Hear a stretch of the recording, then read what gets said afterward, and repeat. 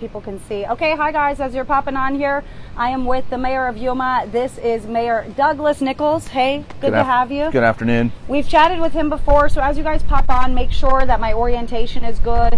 Make sure that we're not cut in half. You should see both of us. Facebook's been censoring me a little bit. Oh, I see. You know, so Fair sometimes enough. you only get like half of your face. Okay. We probably want the whole thing today.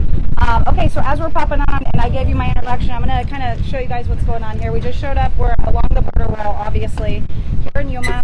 A couple apprehensions here, Mayor, that we just saw. We also just saw kind of a fleeing situation where border agents deployed extra units and were chasing them. We don't know what happened. We don't know what happened or why there was a flee or whatever. There were three individuals came across here at the Morales Dam crossing. As soon as they engaged law enforcement, one of them back off across the border. There was a chase, but I think he got a leg up and not quite sure he was apprehended. Tough situation for sure. It's something that you and I both have never really been witness to. So that was a lot. Yeah. Okay, so Mayor, last time I was here was in early December. Obviously, I was sitting along the wall. Border agents had kind of been a little bit, they weren't as quick to pick people up. So we saw family units walking through the city of Yuma, which a lot of people, it was kind of shocking to people to see because for the most part it's isolated up here at the wall. Correct. So you declared a local state of emergency back then. Yes. What happened with that and where are we at with that now? So we're still in the emergency scenario, just to be preventative, to make sure everything stays top of mind. But that situation has been pretty much resolved. Border Patrol has gained some capacity back in the sector station so that they can absorb people. So what we're seeing now is people that are getaways, people who don't want to engage Border Patrol and they're coming around. So we're still seeing some of that in our community, which again is not something that's normal for us. Right. But we are seeing that. So we're in coordination, obviously, with Border Patrol, and law enforcement is on top of it. So things are still different, but I think better than when we talked back in December. Yeah. Now, with that being said, what does a local state of emergency do, or what resources does that allocate towards you and Yuma? So it gives us the ability, if we incur particular expenses, to potentially get recouped for some of those expenses. There's a whole process with that. It needs to be in coordination with the governor's state of emergency, which is already in place. So building those together, that's one thing that it does happen. It lets us making sure that have the tools we need to address this situation. Right now, none of those things have been a factor. What's really more important about a local state of emergency is bringing attention. And so since we've declared that emergency, Secretary Mayorkas has been here. We've had Commissioner Mangus here. We've had some really productive discussions, and we're anticipating some action. Now you said, things are still a little bit different. What does different mean to you? What is, for people that didn't watch maybe our interview in December or aren't up to speed on what's happening in Yuma, what is a normal year for you? What does that look like? Normal, we haven't seen in over a year, but normal is Border Patrol's doing their thing, and they're well below capacity, which at the station's normally about 400 people in the facility at a time, and that's normal. This last year, we've been between 600 to 1,000 people pretty consistently a day that's being apprehended by Border Patrol. So that's significantly more. And then they have an occasional day or two that it's dramatically more than 1,000. And then that's when the backlog's starting to happen in the station. So what we have right now is we're between that 800, 900 level, which is sustainable in the situation we have. And so what that does, and when we say normal, is Border Patrol has done a great job of containing this situation. Yes, it's higher than what they want and what they're really set up to do, and it does prevent them from doing their normal job. And their normal job is border security, not immigration enforcement. So they are in that still immigration enforcement role.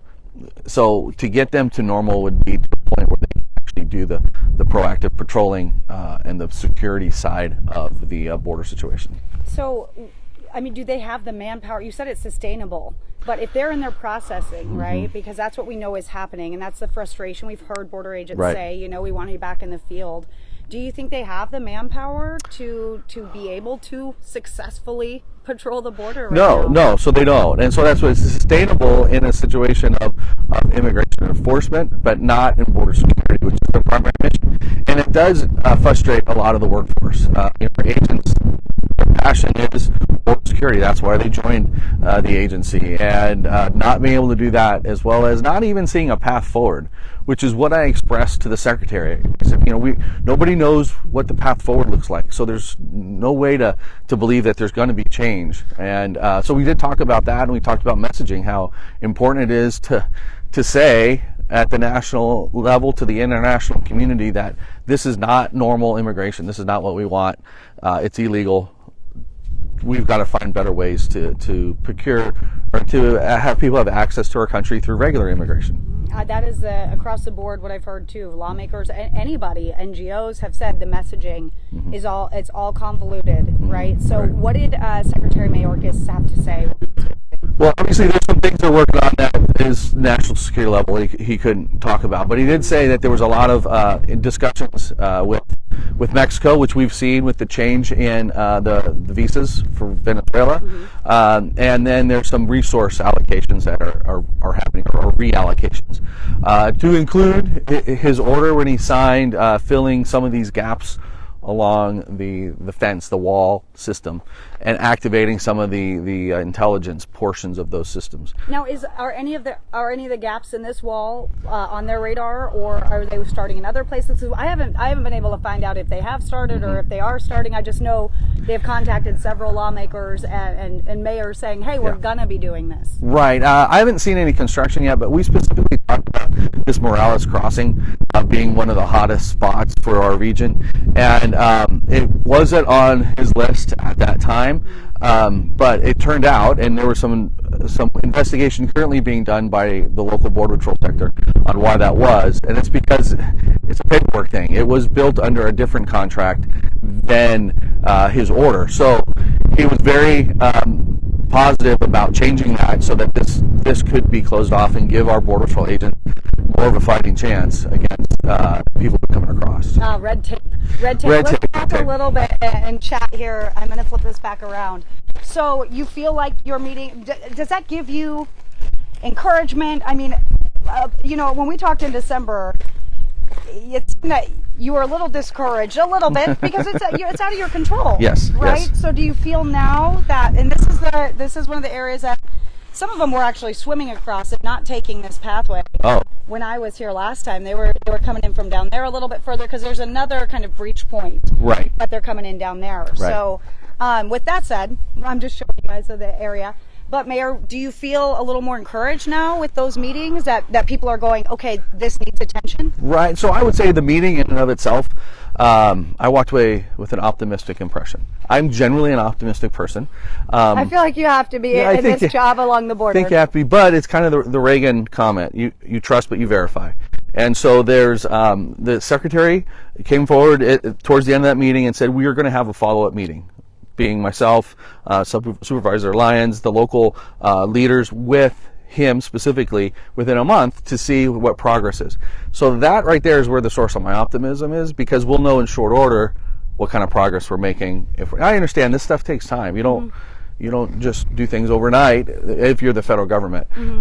So I expect there to be some time, but it's hard a lot of times to understand what's in process and what's just died. So having a meeting with the secretary himself, I think, will provide us at least that first look to see where we're going. And that should be in the coming weeks. It should be. It's allegedly not quite. It's not scheduled yet. But. Okay, and things do take time, obviously, and there's not. Chief Ortiz kind of said, I don't have a policy wand, right? You can't just use one paintbrush and say, here's the fix, because I've been in every county just about along the border, and everybody has different issues. Right. What would you say is Yuma's biggest issue right now? I really think it's the morale of the agents. I think we need to make sure that they know that their country supports them and that they're given all the resources that they truly need, which means more agents, at least for this time until we get to a more I guess, normal situation, whatever that looks like. Okay, well, what about, do you think the robot dogs are kind of a actually, supplement to them? I'm not Or what do actually. you feel? Have you seen them? I've not seen the robot dogs. Didn't know that was a potential. It is. So I guess on the first, DHS put out a new kind of release on, hey, we're one step closer to lending a paw. Okay. It was kind of the pun that they used. Okay.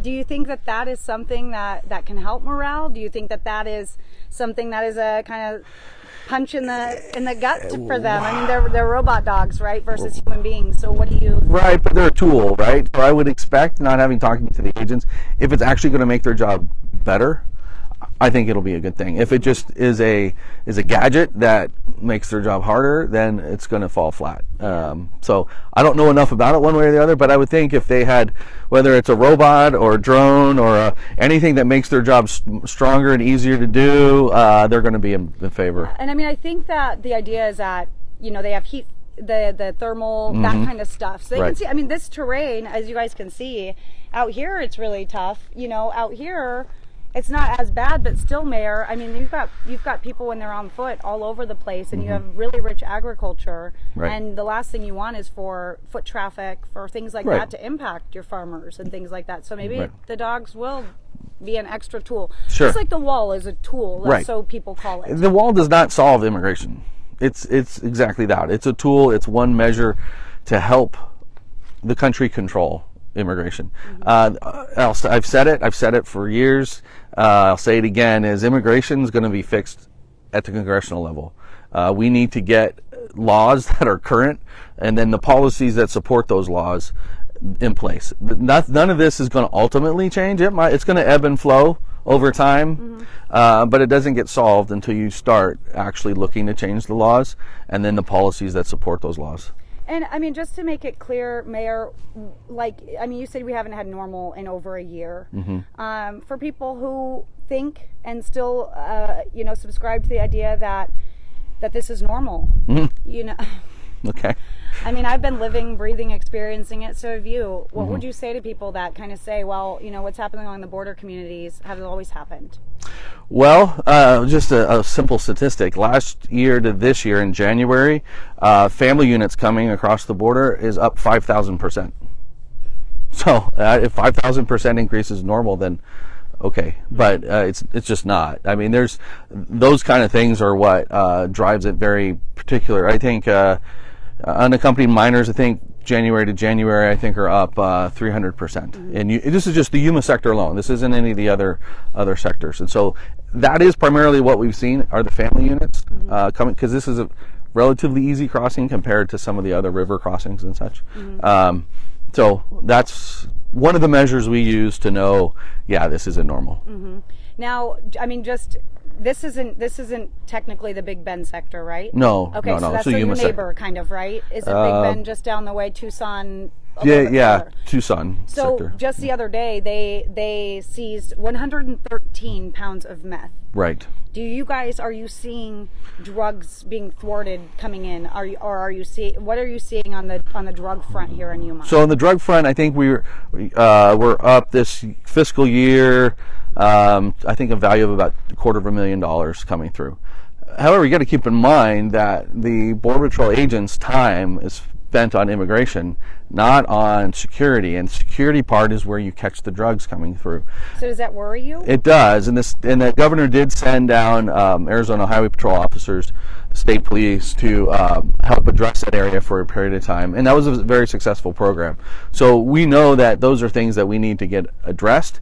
They're coming through here, so they're not stopping. It's not like a local Yuma Police Department issue as much as it's a national issue. Obviously, we do have drugs in Yuma, and we always look to combat that. But the main traffic through here, just like the families that are coming across, they're not stopping here. They're moving into the interior of the United States.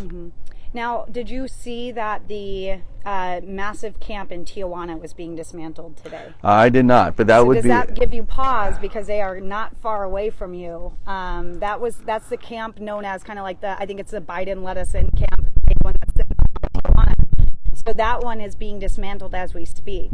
So does that I kind of can tell in your face a little bit. You're like, what does that mean for us? Because Yuma is not that far away from California, really. Right. Well, that's California, right there. That over there. That mountain is over California. Okay. Yeah, I mean, so that it depends on what ends up happening with those the people in that camp. Because if it's the Mexican federal government stepping in to get people to go back home or whatever they're going to do, then that's evidence of what the secretary talked about. If what it is just them trying to get rid of a social problem and all those people start to surge, we'll see that probably within a day or two here if that is the case. Again, I'm kind of an optimistic person. Yeah. I think it's a positive thing when you don't have that many people, because what happens then is they can organize and they can then they come through in the larger groups. And they know when they come through in a larger group, it's easier to get people through because there's not enough time to address everybody. So we'll know shortly if that causes us a problem or not. Now, does it worry you? I'm going to kind of drop some knowledge on you here. Okay. When I was in the caravan, they had offered everybody there a right to live and work. They said, here, you can stay, you can be here. In Mexico? Yes. And they said, we want to keep going. So they kept going. Now, some of those people still got visas of what they called visas of transit. Okay, they were kind of like a humanitarian visa in Mexico, and the Mexican government was offering that as you can stay and live and work here. But what that really did was allow them to just bypass checkpoints. So is there any fear that the Mexican government coming in is lip service? I mean, when I've talked to the Chamber of Commerce president Acuña, which is on the Del Rio side, he said, we didn't invite them here and they don't want to stay here. So why do you expect us to keep them here? Right. So does that give you, how do you feel about that? Does that make you worry? Does that make you think that, okay, well, we are going to push back a little bit on the Mexico side and work closer with them? Where are you at with that? Well, I think ultimately we need to find ways to work better with Mexico. And that's the whole migrant protection protocol. The number of people currently allowed on that program is relatively small. Under the Trump administration, he had a much larger number, which then did have an impact in the flow. And that's all based upon relationship between the two governments. So we need to have that, and I again express that to the secretary. We need to have those numbers at a level that are going to have an impact. So I don't know. I'm not so sure that I'm concerned that there's that visa in place, because I think it's always been there at some level. Okay.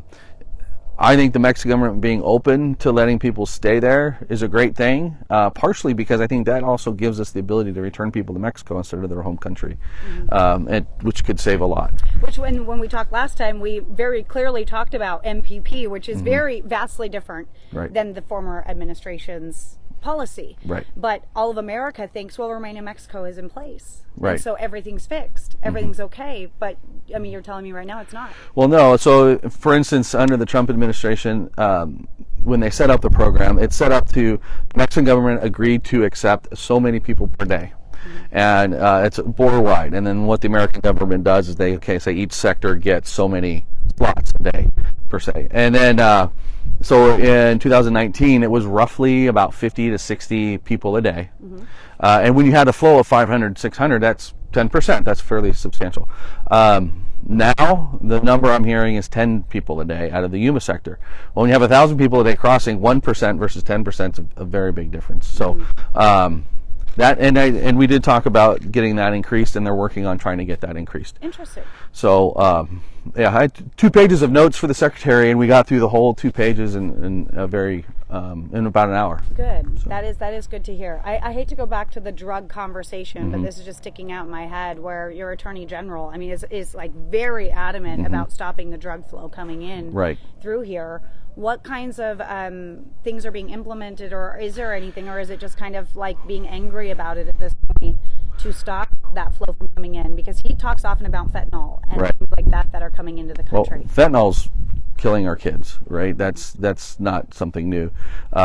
It's new, relatively new, but it's not something surprising. I have not talked to the Attorney General to know exactly what his plans are, but if he's not focused on it, if he's not outraged about it, then nothing gets done. So having his attention to it has got to be positive, but I don't have any specific information on that. Now, what do you see as as something that can be done. What is one thing that the administration can do that they're not doing, or do a better job of right now when it comes to securing the border? Well, it's really about giving our agents what they need to do that job, the securing the border job. Here when we watched the interdiction of a couple people, we had the sheriff's office assisting, which is great because we have Stone Garden funds for that.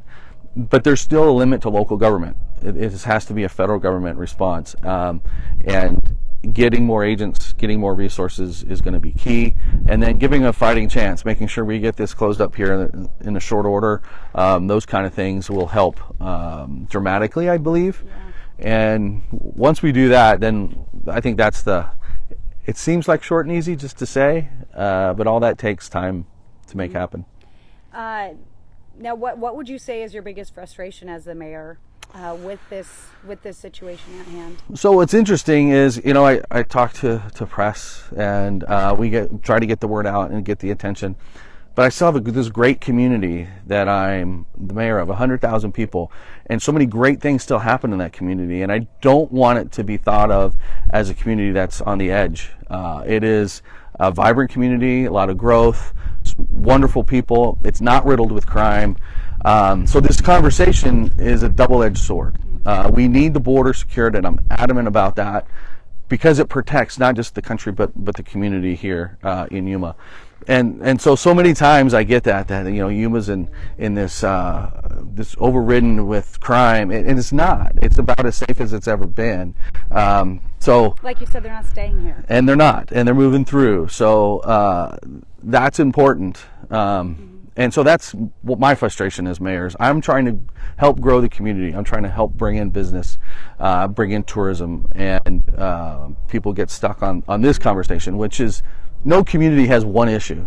Every community has multiple issues and multiple facets, and that part of, or that facet of Yuma gets overridden. Do you feel like, as the mayor here in Yuma, that you're able to give the attention that's needed to those things that you were able to in the past, and now you're kind of inundated?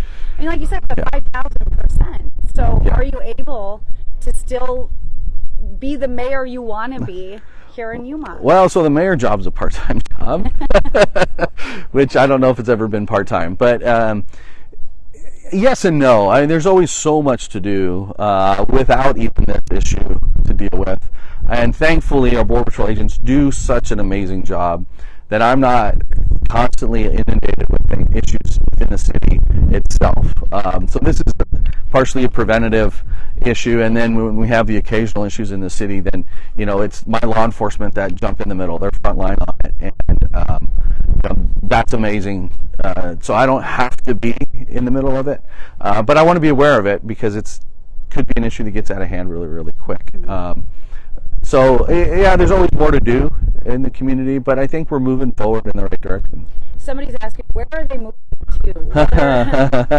To a neighborhood near you? Anywhere besides the border communities, really? Right. So I've heard a lot of Florida's, the southeast, Georgia, and that area, and I've heard a lot of Nueva York. Nueva York. Yes. There's the kind of actually in talking to. I think it was the sheriff in Cochise County. I think he was talking about like Massachusetts or Connecticut. So like the Eastern Seaboard. Eastern Seaboard, and then up in the Northern California to Washington, Oregon area. But I think they're not necessarily in one area. I think they're moving all the way across the country. This is a countrywide issue. It's not a border issue. It's not an East Coast issue. It's a U.S. issue. And people that are on foot, traveling or drug smuggling or things like that, using that as an example, they're not going to stay in the border communities because they're riddled with border patrol agents and ICE agents, right? They're trying to get as far into the interior as possible, from what I've learned and what I've experienced. Well, it's a business, so they're trying to get to their market, the big cities, right? So they're moving forward to L.A. and they're moving to Vegas, and they're trying to get to where they can then distribute the drugs, right? So that's part of the dynamic is they're never really focused on Yuma. They're focused on getting through Yuma. And we talked about the frustrations for you as mayor is that your beautiful city gets lumped into this, and this is all you see, and this is all you hear about, and this is what's in the news cycle, or whoever chooses to cover it. Right.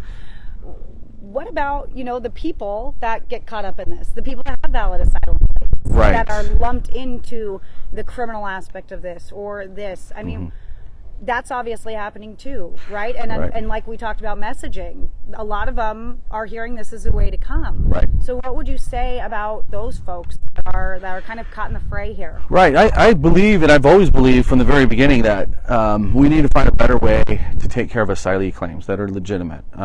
Truly, that's the word too, is legitimate. Right. Economic struggles is not an asylum claim. I do believe that the United States still has that American dream possibility, and my great-grandfather came through as an immigrant and lived that dream. There's a lot of examples of people who live that dream, but they all do it through the regular process. So most asylee claims that are legitimate are going to come through the port of entry, because they're going to turn themselves in at the port of entry. Most of these people who come through here, when they eventually do claim asylum, it's because they've been coached up that that's the way you get into that, to the release, or the credible fear, which isn't the same thing exactly as asylum. We want to protect those that need to be protected. That doesn't all have to happen in the United States. We can support it in other countries, and I believe that's part of the solution, is working with our embassies all across the world. We can start the asylee process there, and then working with the partner nations, get the asylees that truly need protection into those countries that truly can provide it through a regular order. Not this, hey, whoever gets to the line first gets that opportunity. So that's truly a mission. It should be a mission of the United States, always and forever. I was just going to ask you, do you ever question where the United Nations is? Because I often do.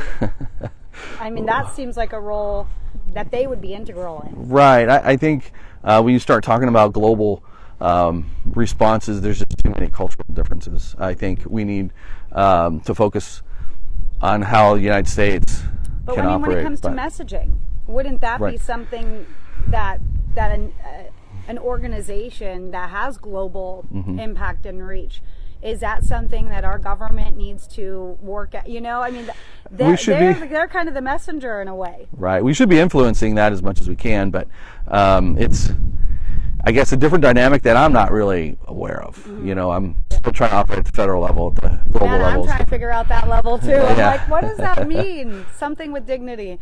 Now, when we first pulled up here, we saw some guys, and I was like, I think one of them looked like a minor. Have you guys had a lot of issues with that unaccompanied minor? I know you said that it's up. What are the issues there, and what happens with them? So we've seen them come across with notes pinned to their chest with a phone number, and the kids just crying. I mean, it's heartbreaking. And so you have our agents who are already overworked and overstressed with what they're dealing with, and their parents too. And so when they see a little kid in that condition, it further drains on them. HHS, Health and Human Services, comes in and takes care of them, however that goes, and I think that's great. I just think that there should be charges brought against parents who do that. It's abandonment. It's endangerment. And granted, they're not right here for us to engage, but when they go for their asylee hearing, then that could come up as an issue that they've abandoned their child at some point for ease of coming across, or for whatever the reason is. And as a parent myself, I couldn't imagine doing that. However, I understand that I live a very blessed life, and people are looking for that. I get that, but abandoning your children isn't the way to go. And I think that a lot of people have that question and make that comment, right? But then you hear our administration saying things like, "Oh gosh, you must be so desperate to send your child. Sure. You must have such a hardship in your family or in your home." But again, is that when Mexico's offering everybody basically the right to live and work, because they have, and even over in Reynosa, they offer to everybody, right, an option to work. Is that worth it? Sending your kid across, or is that desperation at that point when you can be on the Mexico side and wait, or what have you? And I guess that kind of fits with, there should be those ramifications for those parents. Right, and part of it, I think, is the United States messaging issue. We need to make sure that we're messaging, hey, if you truly need asylum, this is the process. Just do this, and we're there for you. That's not there, and if we're not putting that out there, then no one knows any better. Now, they all gotten the message that apparently, they believe President Biden's opened the door for them. And we've heard them time and time again as they come across say, they've been invited by the president and he has a check for them. Okay, so they're getting messaging, but let's put true messages out. Let's put the messages out that say, it's illegal to cross here. You very well could be returned to your home country or face prison time. I mean, there are implications, and we need policies that support those true implications and not overlook them or turn a blind eye. Well, and you've had the administration, though, say, like, the border's closed, don't come. But it's still happening. You're right. I'm not sure it's as frequent and as adamant as it needs to be. You've got a big wave, right? No doubt. For a year, we've had a very solid wave. Has not slowed down. And we need to be out front with that and strong and be working with our partner nations on that messaging. So there's a lot to that. So last fiscal year, 1.74 million. This fiscal year already, October, November, December, we've surpassed what a normal year would be. About sure. 450,000 is a normal average year. When you do the math, the big surge we saw in 2019 under the Trump administration, surpassed 900,000. But right. Otherwise, we hover around 450 to 500,000. Mm-hmm. Well, already this fiscal year in these 3 months, we're surpassing 400,000. Right. So how does that make you feel going into, those are the colder months that are supposed to be slow. Mm-hmm. Those frigid, they're freezing, they're not coming. How does that make you feel approaching, next month is March, when last year is when we saw the major spike first start. Right. So how does that make you feel going into March next month? Well, I kind of believe March last year was a reaction to the election. I think that's why March was the push. Because here, you can cross and you're fine, right? And there's no threat. Now, you come in August, this is going to be a brutal place to stand if you don't have water and resources. The human sector is on mark. It hit over 250,000 people by itself this year, this fiscal year. So if nothing changes, that's what we're headed for, and that would surpass our. Since we've been keeping records in human sector, it would surpass it by over 60%. Really? Yes, our highest. I don't even know what word could describe that for you. I don't know. I would just, I guess, get a little worn down at a certain point. And that's really where I'm concerned about our agents, is because they see it, they work it every day. They can get really worn down, and if we have a mass exodus of our agents, we're going to be in a worse position than we're in. Now, do you think that, or I guess, what's the feedback from your community as the mayor? For the most part, it's isolated up here, right? It is. The one time that I was here was when it wasn't. Mm-hmm. The people couldn't find someone to apprehend them. They were self-surrendering down at the Border Patrol station, right. Walking. So what is the community saying? How do they feel about this situation? So for the majority of people that reach out to me, they're very supportive of the messaging that we've been putting out about the concern. There is a humanitarian response too, that they want to make sure that if there are any humanitarian needs, that for the people who are here, it's like when someone's standing in front of you, you're not going to deny giving them a sandwich and a cup of coffee. They're not coming here for the sandwich and cup of coffee. They're coming here to get into the country. That doesn't make a difference one way or the other. So there's that humanitarian pull too, but having a secure border means secure community for us. And so that resonates pretty well. Have you had frustrated farmers, things like that? I know OSHA is really involved with them. I know they have a lot of stringent regulations that they have to follow, but I also know that they know exactly what they're doing. Yes. Is this impacting their workflow and what they need to be doing? Well, they've adjusted their workflow to make sure that the products that they produce are safe. The Yuma farmers are the world leader on food safety, and they help set the policies, so they know how to react and how to make sure things are safe. And so there's been some adjustments in the way they work, but I do hear from them regularly, keeping me apprised of what they're experiencing and how things are being affected in their field. But it's like you say, they're very forthright. They want to make sure that they're doing their job in response to whatever's happening around it, and they are. And I've had conversations with about a dozen and a half of them, as about the number I can come with right now, and it's a fairly frank conversation. Now, can you go into a little bit, because I've been talking often about how like local law enforcement can't really do much, and we show up here and there's 5 sheriff's deputies, which is the first time I've seen that, and you're like, that's Stone Garden. So yes. I mean, people have heard about Operation Lone Star. I've been in Texas for quite a while. So Stone Garden is a sweeping, basically implementation by the administration. It's a federal. It's a federal response, and it's been in place for at least 3 administrations. I know it, at least in the Obama administration, it was there, because when I came in office, which was in the Obama administration, it was in place then. So they created it out of a need under the Obama administration because immigration numbers were higher then, or what? I think it's just a way to support local border communities. The way the program works, and I truly don't know which administration put it in place, but it's a program to pay overtime. Yeah, it's dirt roads. It dusted bad out here. Yeah. It's a way to pay overtime for local law enforcement officials to support the border activity. So the issue we're dealing with as a nation is every law enforcement agency needs more people. So there isn't a whole lot of overtime that can be dedicated. Police department here in Yuma, we dedicate 5 slots a week to that.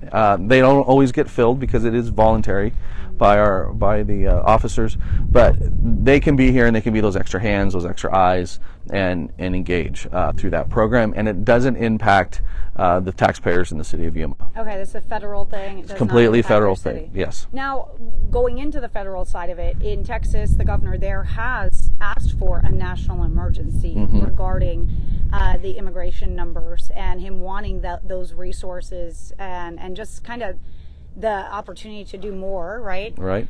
Is that something that you would like to see pushed for from your lawmakers here in Arizona? Yeah, I think that'd be one of the ways we can help, but unless it's federally funded, this kind of effort is hundreds of millions of dollars. So it's not something that you can enter into lightly. In Texas, they've got an opportunity to do some things along the border because they actually have Texas land on the border. At least in the Yuma area, the land on the border is federal. So we can't come in and do the same things that they're doing in Texas. They've got a different set of rules. So that's completely, that is eye-opening, man, because I've been sitting here going, why? Right. If Texas does everything and closed their border, locked it shut tight, right? Right. No key. They can walk in to Yuma. Right. And so it's whack-a-mole. What's the point of spending all that money in Texas when they're just going to walk into Arizona? Right. Well, it's kind of what's happened with California. The wall system's pretty complete in California, which is why they're coming to Mexicali. Yeah, they're coming into Mexicali and then they're driving back to Yuma. So Texas has that advantage. We don't have that. The governor here has declared a state of emergency. He's provided National Guard. There's all sorts of things he's done to help. But it's a federal issue. The federal response has to be here. Now, is there frustration there because because they aren't responding, really? I mean, Stone Garden, like you said, has been in place for a long time. Right. That is not a federal response. MPP, Title 42, not a federal response. Actually, and I hate to sound like I'm, charging against the administration, but actually they have actively tried to appeal both of those policies. So the feds aren't responding. They're actually kind of doing the opposite, saying we want those policies out of here. So how does that make you feel, saying this is a federal issue, right, but we can't get a federal response? Well, it's frustrating, obviously, because it impacts our citizens and our community and our country. It's one of those things you just continue to push. So, anything I deal with, and this is the federal government generically, any administration, there's always a process. There's always things you have to continue to push to get. Even under the Trump administration, I had to declare an emergency then, and I had to do a lot of advocating. We did get a quicker, more positive response at that time. But why did you declare a state of emergency under the Trump administration? Because at that time they were releasing people from the Border Patrol station into the community to then transit to wherever they're going to go. So we had. Is that why border community health started? No, that's actually in a response to health specifically for the Yuma County residents. That's where that started. But they had started a branch specifically for immigration, right? I believe not a branch, but that area across the street that I visited is specifically for immigration. Well, that's been pivoted. Okay, that wasn't part of their regular mission. Yeah, right, and that's what I mean. Did that kind of part start? Right. Kind of in the same time. They pivoted. So in 2019, they helped us in this temporary shelter system that we set up with a partnership between a lot of nonprofits, Salvation Army, Catholic Community Services, the Regional Center for Border Health, the Food Bank, all got together to address that. And so that was working at some level. Well, when they exceeded capacity and they had to close their doors, that meant people were being released to the street, and that's when I declared my emergency at that time. Okay. We saw through that shelter system 5,700 people in a 3-month period, and they were all family units. If you want to translate that into a bigger community like the Phoenix metro area, that'd be over 200,000 people in 3 months being released into your community. But where are we at now? Well, so they're not releasing into Yuma, right? That's the difference. What we had before was people walking themselves into the community, which is why I declared the emergency this time. So as soon as that, so it's just a dynamic change. Border Patrol has worked very well to make sure they're not in that situation of releasing. The first 2 weeks back in March, they were releasing into the community a year ago. Worked really hard to stop that and set up systems that prevent that, which included the Regional Center for Border Health providing some transportation. So you got to give a lot of credit to the locals, the local federal agents that are trying really hard to not impact the community. They're doing a great job. Again, it needs to be from top down. Okay, so we have a lot of work still to do. Definitely a lot of work. Before I let you go here, because I've chatted your ear off, what is something we haven't talked about that you want people to know, either about Yuma or just about what you guys are dealing with here, Mayor? Well, Yuma, I can go with my Chamber of Commerce approach, and if you're eating a salad this time of year, it came from 90% of it came from Yuma. You don't eat leafy greens in the United States or Canada during the winter months. That didn't come from the Yuma area. So you can see how vital our community is just to national defense. If we can't have domestic food production, you can't have national security. It's similar to domestic fuel production, right? You need to have that so you're independent. We're just a really great community here along the border, taking care of what we can take care of, and just working hard for the betterment of everybody. We want, as community, and kind of speaking regionally, we want to work for positive things, for growth of the economy, for opportunities. So that's our focus. And I mean, I don't want to make you pick a side, because I like to stay in the middle, and I like to learn as much as I possibly can. So what's your stance on this situation? Well, on the numbers we're seeing, on immigration, there's half the country that's like, shut it down. And right. There's half of them that are like, these are just human beings that deserve a right to be here. No, so it needs to be closed off. It needs to be shut down from the illegal transport position. I think when we open up the policies and the laws, we need to find better ways to provide opportunities for people to come through legally. It doesn't mean everybody everywhere, but it means that we're not just going to close our eyes to those that truly are in need in other countries and find ways to help them. It doesn't all have to happen on our soil.